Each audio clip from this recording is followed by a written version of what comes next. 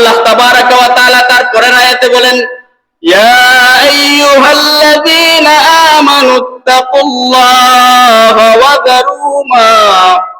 যারু মা বাকিয়া মিনার রিবা ইন কুনতুম মুমিনিন।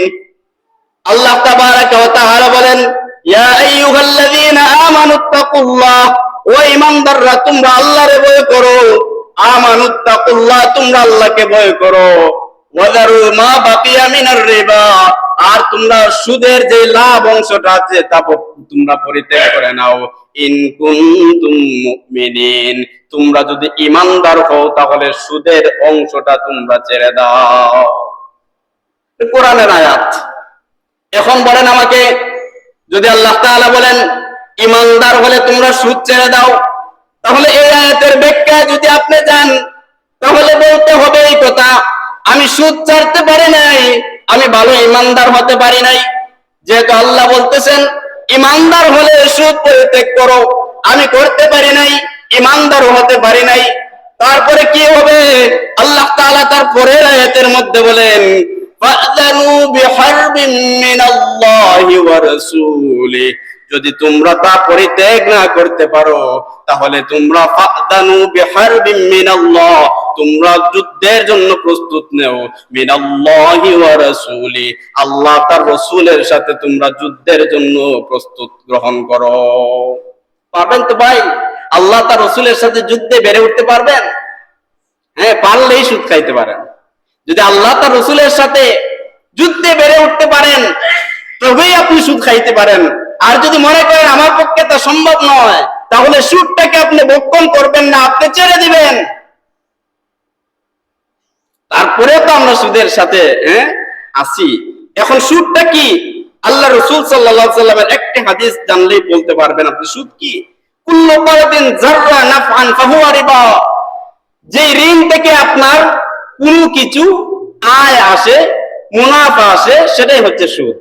যেটা তাফসীর কারকরা বলেন, যদি আপনি কাউকে 1000 টাকা দেন, এই 1000 টাকার বিনিময়ে আপনি এক সপ্তাহ পরে, এক মাস পরে, এক বছর পরে, 2 বছর পরে আপনি 100 টাকা বা 200 টাকা তার কাছ থেকে আনলেন 1000-এর সাথে, ওই 200 টাকাই আপনার জন্য সুদ। এটা আমি তো বলা লাগে না, এটা তো আপনি ভালো বুঝেন। আমি জাস্ট বলতে চাইছিলাম যে হাদিসগুলো, যে সুদের দ্বারা আপনার আমার কি ক্ষতি হয়, সুদের দ্বারা কি ক্ষতি হয় ভাই, একটু যদি মনোযোগ দেই আমরা, তাহলে বোঝা যাবে সুদের কতটা ভয়ানক হাদিস রয়েছে। আসেন হাদিস শুনি আমরা, কত ভয়ঙ্কর হাদিস। আল্লাহর হাবিব সাল্লাল্লাহু আলাইহি ওয়াসাল্লাম বলেন, আন্নার রিবা সাবউনা বাবান আদনাহা আন ইয়াকা আর-রাজুলু আলা উম্মিহি। ইবনে মাজার হাদিস। আল্লাহর হাবিব সাল্লাল্লাহু আলাইহি ওয়াসাল্লাম বলেন, সুদ যারা ভক্ষণ করে তাদের জন্য আল্লাহ তাআলা 70 প্রকারের গুনাহ নির্ধারণ করেছেন। কত প্রকার? 70 প্রকার।